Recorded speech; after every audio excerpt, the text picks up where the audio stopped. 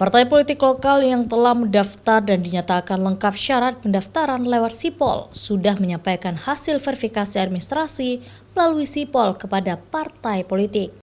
Partai politik kemudian melakukan tindak lanjut dokumen hasil verifikasi agar dapat diupload kembali ke Sipol terkait dengan adanya keanggotaan ganda eksternal, usia, dan pekerjaan.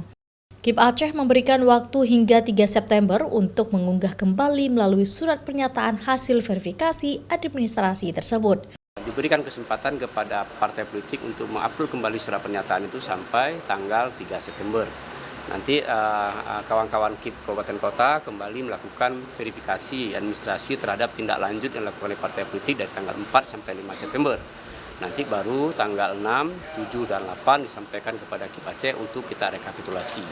Baru kemudian kita sampaikan kepada hasil pleno rekapitulasi kita seluruh Aceh, kepada partai politik, kepada Panwas, dan kepada KPU RI.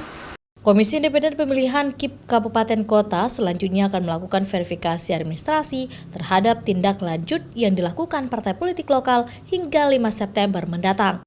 KIP Kabupaten Kota juga akan menyampaikan hasil verifikasi ke KIP Provinsi untuk dilakukan pleno rekapitulasi hingga 8 September. KIP Aceh kemudian menyampaikan hasil pleno tersebut ke partai politik, Panwas, dan KPU RI. Mustajab, Kompas TV, Banda Aceh.